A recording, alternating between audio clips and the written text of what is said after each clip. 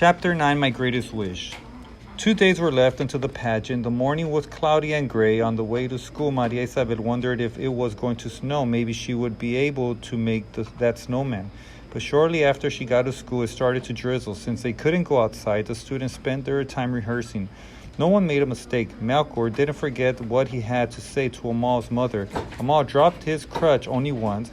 Best of all, though, the shepherds remembered when they were supposed to enter without bumping into the three kings. Even Tony and Jonathan seemed interested in the play.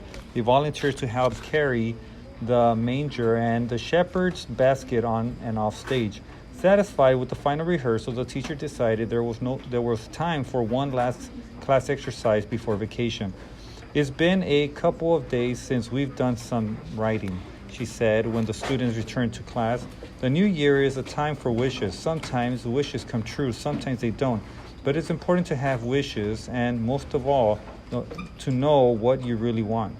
I'd like you all to take out some paper and write an essay titled My Greatest Wish.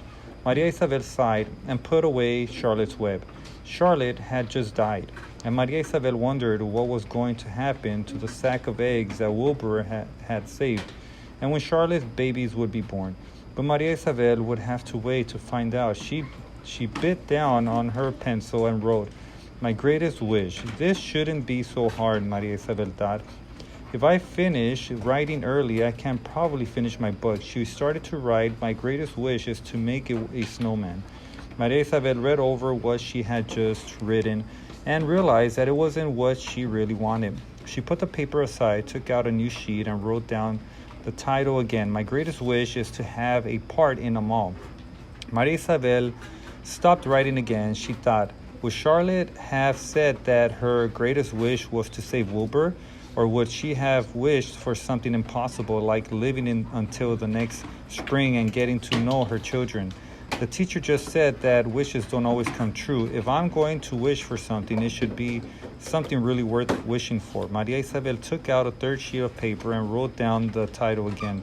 This time she didn't stop writing until she got to the bottom of the page. My greatest wish. When I started to write, I thought my greatest wish was to make a snowman. Then I thought my greatest wish was to have a part in the winter pageant.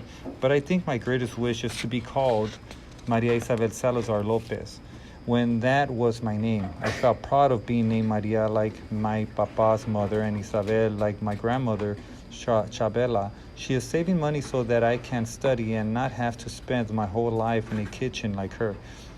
I was Salazar like my papa and my grandpa Antonio, and Lopez like my grandfather Manuel. I never knew him, but he could really tell stories. I know because my mother told me.